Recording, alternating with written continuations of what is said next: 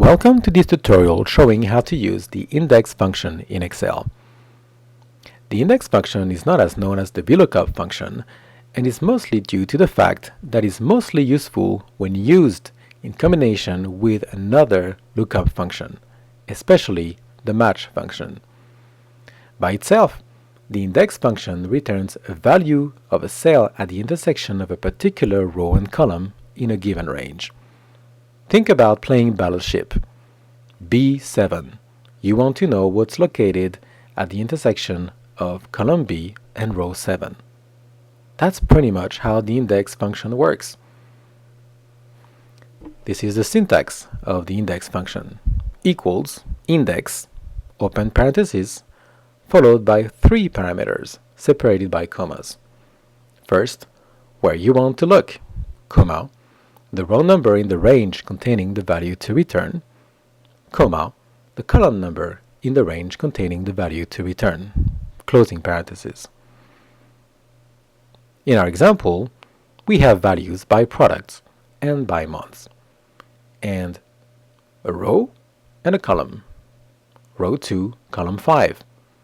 We want to know the value located in the second row and the fifth column of our data. Let's build the index formula. Equal index, open parentheses, our data without headers, without labels, comma, the row number, comma, the column number, closing parentheses, pressing enter. 884. Let's check. This is the beginning of our table. We want the second row.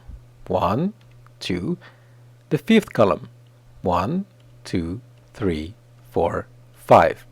884. This is the correct value. We can test our formula by entering different values. Let's enter 10 for the column. Now the value is 790. That would be the value located here in our data set. Let's pick the fourth row, 190, here. And that's pretty much how the index function works. This concludes our tutorial about how to use the index function in Excel. Thanks for watching.